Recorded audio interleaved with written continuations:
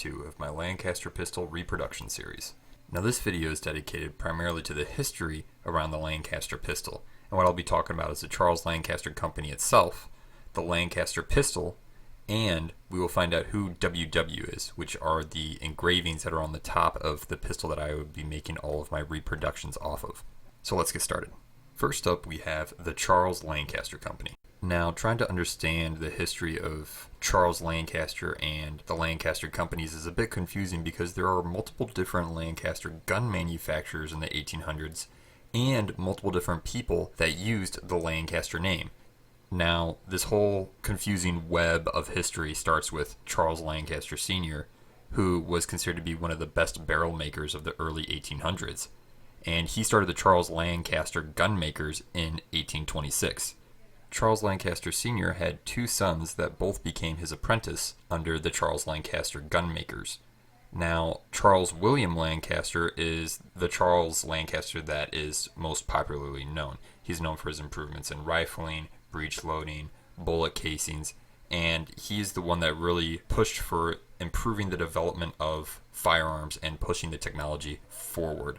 Charles W.'s brother, Alfred Lancaster, later broke off from the Charles Lancaster gunmakers and created his own business to actually compete with his brother Charles W. Lancaster, who had taken over the family business at that time. So after a few decades of rival gunsmithing, Charles W. Lancaster passes away in 1878, and the company is then taken over and purchased by his apprentice, Henry Thorne. With the Lancaster name having a very good reputation in Europe at the time for the past 5 decades, Henry Thorne decided to keep the company's name. And actually, upon the death of Alfred Lancaster, he purchased that company as well and combined them into the Charles Lancaster & Co. Company in 1892. So what this means is that anything past 1870s that is from Charles Lancaster gunmakers was pretty much made by Henry Thorne. Anything past 1890 that has the Lancaster name on it is also accredited to Henry Thorne. But what is very interesting is that not only did he keep the Charles Lancaster & Company name for the company itself, but he also used the Charles Lancaster name as his own.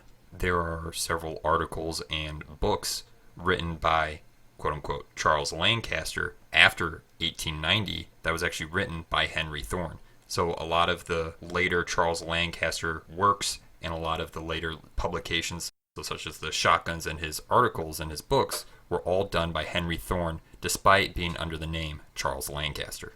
So there are 3 different Lancaster companies in the 1800s, and there are 3 different Charles Lancasters, a senior, a junior, and the imposter Henry Thorne, who went by the name Charles Lancaster. So hopefully that's as clear as mud now, because I'm going to go ahead and move on. So now I'd like to talk a little bit about the Lancaster pistol itself, starting with who was the actual inventor of the pistol. Was it Charles W. Lancaster or Henry Thorne? What made it so popular for its time? The customization that you could have on this pistol. I'll be going over why it is not actually a Howdah pistol. And finally, I'll be talking about reproductions that were made during the time to compete with the Lancaster pistol. So let's get started with who came up with this crazy design. As it turns out, both Charles W. Lancaster and Henry Thorne had a hand in designing this pistol. Now, the pistol was designed in the late 1870s, and it used a lot of the advancements that were developed by Charles W. Lancaster, such as oval bore rifling. Now, unfortunately, Charles W. Lancaster died in 1878, just prior to when these actually rolled out into production. Now, they were made as early as 1879 and were made well into the 1890s. However, Henry Thorne didn't get a patent on this pistol until 1881 in Europe. And actually, he got a patent for the pistol in the US in 1882, the following year, which I will then show you here. Interestingly enough, a lot of the patents for the technology that went into this pistol had already expired. So, what Henry Thorne had done was he patented the internal rotating firing pin for this pistol. So while this pistol may have been a summation of several Lancaster innovations, it was actually the patent for the firing pin that protected this design. Now, if you take a close look at the grooved pattern on the rotating firing pin, it may look familiar. And that is because some revolvers actually utilized this zigzag pattern. most notably the Mauser C78. Now, this revolver was most commonly referred to as the zigzag revolver. Ironically, both the Lancaster pistol's grooving on its firing pin and the Mauser C78 were both based off of the E.K. Roots 1855 patent for a revolving cylinder, using this zigzag pattern grooving.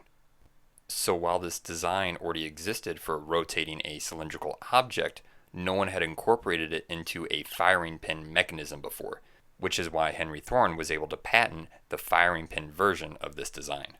Now, moving on, let's go ahead and talk about what made this pistol so popular for its time. First, I'd like to talk about the reliability and ease of use of this handgun.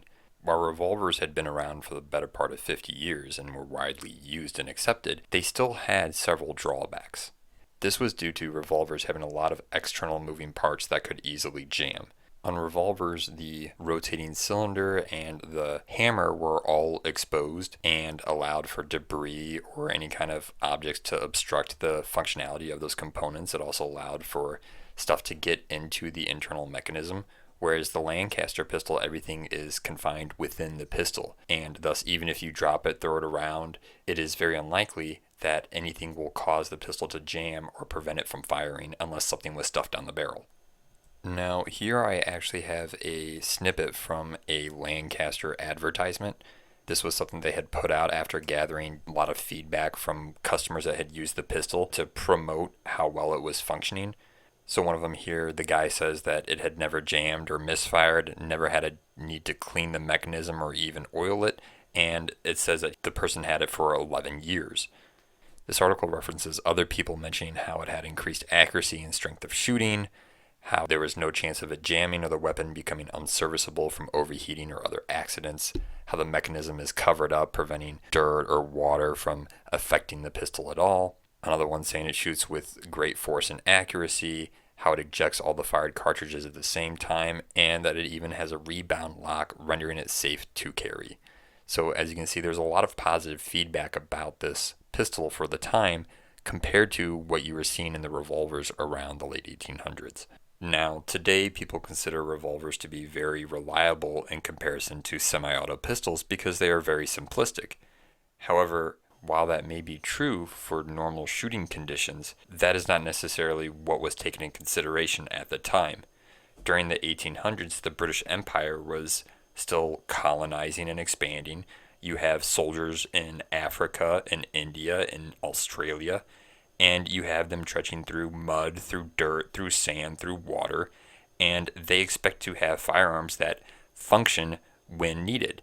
So when you take into consideration all of the elements that can affect the firing of a revolver, something such as the Lancaster pistol that has everything internal and has no chance of jamming or the mechanism failing due to any kind of dirt or debris getting onto the pistol, it makes it a very favorable firearm for soldiers to carry out in the field. Next, I would like to talk about the stopping power and rate of fire of the Lancaster pistol. When it comes to stopping power, what made the Lancaster very favorable was the fact that it could be chambered in much larger calibers than your more common revolvers at the time.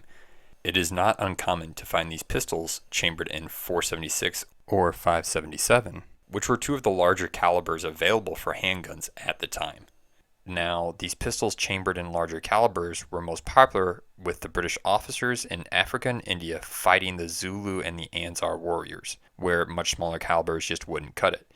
The Lancaster pistol was also seen as a replacement for the Howdah pistols of the time, which were used as defense against tigers and Cape buffalo while hunting upon the Howdah platform, where the pistol gets its name. But I'll go into a little more detail about that later. Now, when it comes to rate of fire, the Lancaster pistol had physics on its side. Revolvers had a large cylinder that had 6 bullets in it that had to rotate around in order to shoot the next bullet, where the Lancaster pistol, only the firing pin had to rotate, so you had a much smaller mechanism that had to move. Also, keep in mind that double-action revolvers had been on the scene for a couple decades, but they were not very good. They were still very inaccurate, used a smaller caliber, and they broke very easily and quite often. Thus, most people still turn to single-action revolvers, and to get that to shoot faster, they would mostly fan the hammer. So the Lancaster pistol offered a very reliable, very fast shooting firearm in comparison to the revolvers at the time. Now, the revolvers that I am mostly referring to are things such as the Beaumont Adams revolver from 1856, which was a percussion revolver, which was the first successful double action revolver implemented by a military. However, the revolver was a percussion revolver, so it didn't use modern cased ammo. It also was chambered in a smaller caliber, and it was very inaccurate when shooting.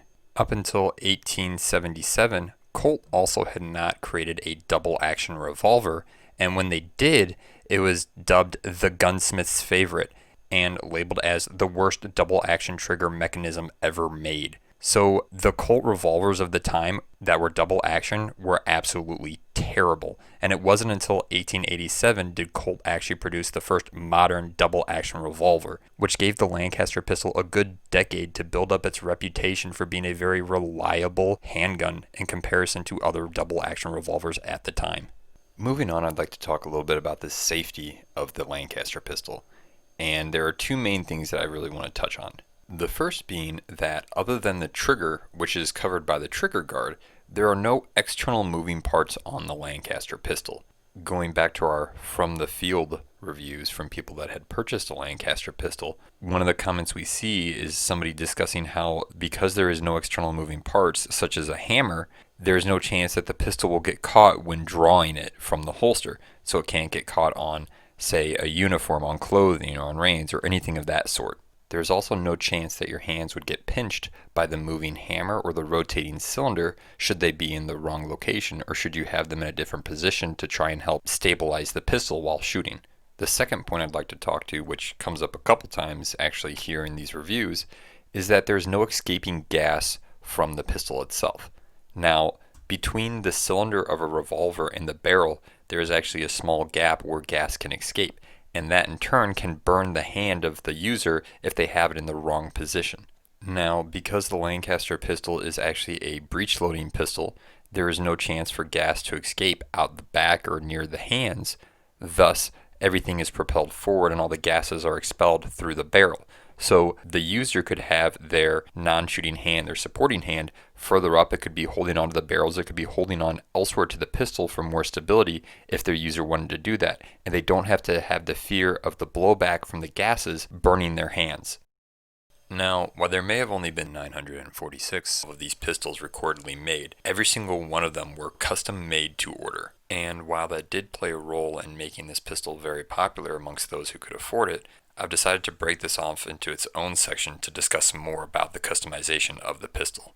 Now, what I have here yet again is one of the Lancaster Pistol advertisements that shows the pistol itself. It also has those reviews from the field that I had showed earlier, and down below it actually shows the breakdown of all the options available and the prices for getting one of these pistols custom made. Now, this picture is a little bit blurry, but it shows the prices of the different options available. However, these prices are from about 1880s. So what I've done is I've converted the cost of a British pound from about 1885 to 2020, and then also converted it from pounds to US dollars, just to kind of give you a better understanding of what these pistols would have been worth in today's market. To start off, I'd like to talk about the customizations that actually impact the functionality and use of this firearm. Interestingly enough, this advertisement only discusses two features. The first one being the cocking trigger, as they call it, or a set trigger as we know it today, being an available option.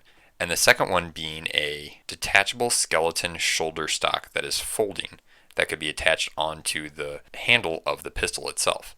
Now, I have not been able to find anything regarding the skeleton stock for the Lancaster pistol, but here's a picture of a revolver with one that gives you an idea of what it would look like on a Lancaster pistol. Now, there are actually several more customization options available at the time for the Lancaster pistol besides what is shown here. The most notable being the different calibers that this pistol could be chambered in. They've been found in .380, .455, and .577. And not only that, they could also come in different number of barrels, either being 2-barrel or 4-barrel. Now, the 2-barrel is most commonly seen as a .577, but there are others that have been chambered in .455 that have been requested to be a double barrel. In addition to being able to choose the caliber and the number of barrels, one of the most common things we see between the Lancaster pistols is the shape of the pistol grip. We also see two different types of release levers for the pistol itself when breaking it open. One that uses the lugs on the side and one that uses a latch mechanism on the top. And lastly, like most modern pistols we see today, the front sights of the Lancaster pistols were known to be interchangeable and replaceable. This allowed the owner to swap out the front sights to be able to use something that better suited their preference. However, one thing I would like to note is that when I purchased my Lancaster pistol, it came with a little bit of information that I wasn't able to find or really verify anywhere else. And it had stated that this pistol was made in the 1890s and that it was considered a Gen 3 pistol. Now, I'm not sure what the difference between a Generation 1, 2, or 3 pistol was, but things such as the shape of the pistol grip or even the type of release lever could have been different designs that were improved upon during the different generations of pistols that were created. Now, there were still other customizational options available for this pistol. However, they are mostly referred to the finish of the pistol and different engravings that you could have on it. There's even an option for an ivory grip, but just like the skeleton stock, I haven't seen one of those yet, so I'm unsure if any were ever produced with those features. Other accessories include wooden boxes and leather cases for storage, as well as leather holsters and slings. Despite all the features and accessories that could come with this pistol, probably some of the most interesting ones have to pertain to the ammo itself. Not only could you buy the ammo outright, but you could buy molds for the bullets, you could buy the bullets themselves, the casings, caps, and anvils for reloading or making your own ammo. But what's interesting is not just getting your own ammo or making it, it has to do with the specific type of ammo, and we see that right here, where it says that you can get these casings loaded with shot, which means you could turn this pistol essentially into a shotgun. Because the Lancaster pistol utilized the oval bore rifling invented by Charles Lancaster, you could shoot either a bullet or put shot through this pistol without any issue whatsoever, which has to be one of the coolest features about these pistols. Also, keep in mind that the 410 shotgun shells that can be used in a gun that's chambered in .45 Colt did not become popular until the early 1900s. So getting a smaller caliber round to be loaded with shot was not something that you usually saw around this time. So having this option in this pistol was a feature that set the Lancaster pistol apart from every other pistol around this time. Some of the earliest mentions of 410 shotgun shells actually refer to the Charles Lancaster shotguns that were chambered in .410 in the 1800s. So it could be speculated that Charles Lancaster Company loading their cartridges for oval bore guns with shot could have helped lead to the further development and popularity of the .410 shotgun shell in the early 1900s. Now, I could talk a little bit more about how these pistols in today's market would have valued between $1,300 to say $8,300, but I'm not really going to go into that. I'll let you sit here, crunch some numbers, do some math if you care to, but otherwise I'm going to go ahead and move on and discuss a little bit about why this is referred to as a Howdah pistol. To start off with, I'd like to discuss what is a Howdah pistol. Now, a Howdah is a platform on the back of elephants that people would ride around on, most commonly in Africa and India, and it is where the pistol gets its name from. Quite often, large cats would try to attack the people on the Howdah platforms by climbing up the elephants. Thus, this led to the need for a high-caliber handgun that could be used to defend against anything that would try to attack the people riding on the Howdah platform. These guns that could then be easily wielded in close quarters became known as Howdah pistols. They're usually multi-barrel and chambered in a high caliber. They could either be muzzle loading or breech loading. And what's interesting is that with muzzle loading, you would find where people would either load it with a ball or they would load their pistols with shot, turning it into a scattergun. Their sole purpose was to be used to defend against large animals, and they were used between the 19th and 20th century during British colonial rule in India and Africa. Howdah pistols were quite literally a sawed-off rifle. The muzzle loaders used a .50 caliber ball, and the breech loading used a .577 Snider or a .577/450 Martini Henry caliber round. So you generally see these pistols resembling something like a sawed-off shotgun. So while some gun manufacturers did produce some specifically designed Howdah pistols to be breech loading and use smaller handgun calibers, the Lancaster pistol was not specifically designed for this, and it's just been clumped in with all those multi-barrel breech loading Howdah handguns that were developed in the late 1800s. With that said, I'd like to turn my focus back onto the Lancaster pistol and why it is referred to as a Howdah pistol. For starters, it was a multi-barrel pistol, either 2 or 4 barrels. It was breech loading. It was chambered in a higher caliber. However, it was never referred to as a Howdah pistol by the Lancaster Company, and being used as a Howdah pistol was not its main intended use. Matter of fact, there's actually talks about the pistol being adopted by the Royal Field Artillery in the British Army at the height of its popularity. However, that never came into fruition. Now I'd like to go back to this advertisement for the Lancaster pistol. I've showed this a couple times for the from the field reports and for the cost breakdown, but I want you to look at what they refer to this pistol as. It's a 4-barreled breech-loading hammerless pistol. It is never referred to by the Lancaster Company as a Howdah pistol anywhere. So let's discuss why the Lancaster pistol is commonly referred to as a Howdah pistol. Howdah pistol is really just a catch-all term for small-framed guns used to defend against animals. The gun size and how it was used determined if a gun was a Howdah pistol.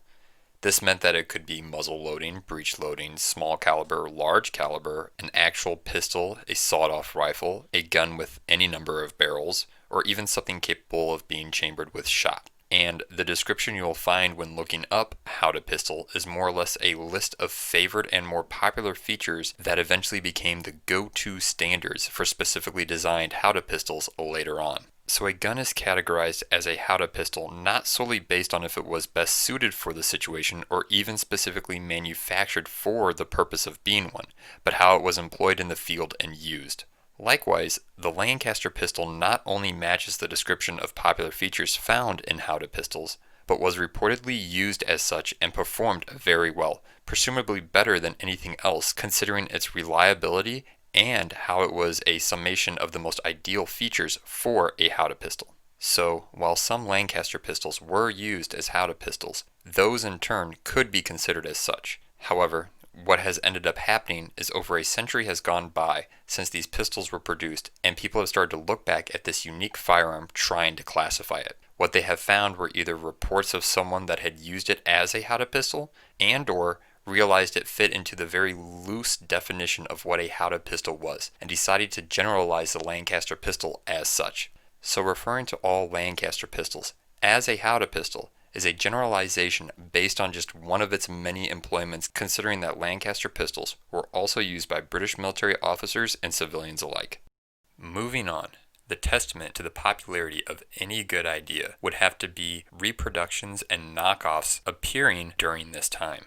There were 2 separate companies making knockoff Lancaster pistols in the 1880s, but neither of them took off in popularity like the Lancaster pistol. This was due to the firing pin mechanism that these pistols utilized. Because the Lancaster Company had patented the internal rotating firing pin, these pistols, despite being very similar in appearance, had a completely different internal mechanism with its own patent. Unfortunately, the different firing pin mechanism is what led to their downfall. It had been reported that the recoil from firing these pistols would cause issues with the internal firing pins, causing them to set off other rounds in the barrels unintentionally. So having a gun that would sporadically discharge the casings in multiple barrels was not very popular amongst the consumers at the time. And that was due to the fact that the Lancaster pistol was known for its reliability. For anyone still listening, I've ranted and raved at you for over 20 minutes, so I'm going to go ahead and wrap this up by talking about who was the previous owner of this pistol and what the engraving WW on the top of the pistol stands for. The engravings are actually the initials of the American 2-time gold medalist Walter W. Winans. You can see here his initials engraved on the top of the pistol, along with the serial number engraved on the back of the handle. When I purchased this pistol through Rock Island Auction House, it came with documentation stating that Walter had purchased this from the Lancaster Company in March of 1893, and that this was considered a Model 3 of the Lancaster pistol, and that lower serial numbers, such as ones in the 7000s, were actually made in the 1880s and were considered a Model 1. But enough about the Lancaster pistol. Let's talk a little bit more about Walter W. Winans and his significance. Throughout his shooting career, Walter Winans had actually won 2 medals at the Olympics. His first one was a gold medal in 1908 in London for double-shot running deer. His second sport-related achievement was a silver medal in 1912 in Stockholm for the 100-meter team running deer single shot. Now, if that wasn't enough, Walter Winans was also a gold medalist in Olympic arts. Interestingly enough, in the early 1900s, sport-related art was introduced into the competition. These categories consisted of literature, paintings, music, and statues. However, these competitions were no joke. During one of the Olympics that featured arts as competitions, a music judge found none of the works appealing and decided to not award any medals that year. So these competitions were very serious and no laughing matter. But in 1912, the same year that Walter Winans had won a silver medal in shooting, he had also won a gold medal for his bronze statue, an American trotter, which is featured in the picture here to the left. His statue was actually inspired by his love for racing horses, and he was actually introduced into the Harness Racing Hall of Fame as an immortal in 1981. Walter Winans was quite an extraordinary gentleman and known around the world, being known in Britain for even winning 12 consecutive revolver competitions in a row. He was also well known for his book and article publications pertaining to everything from revolvers to rifle shooting to automatic pistol shooting to even shooting for ladies. His works even included deer breeding, animal sculptures, and translations of shooting books from other countries. So needless to say, he had a very diverse portfolio of literature. Walter W. Winans was an American marksman, horse breeder, racer, sculptor, painter, and Olympic medalist. And what better way for his legacy to come to an end than Walter Winans passing away in his sulky in 1920 during a race right as his horse crossed the finish line. A rather legendary way to go out for a rather legendary gentleman, wouldn't you agree? With that said, I will go ahead and conclude this video containing my short blurbs about the Lancaster Company, the Lancaster Pistol itself, and the previous owner of my pistol, Walter Winans.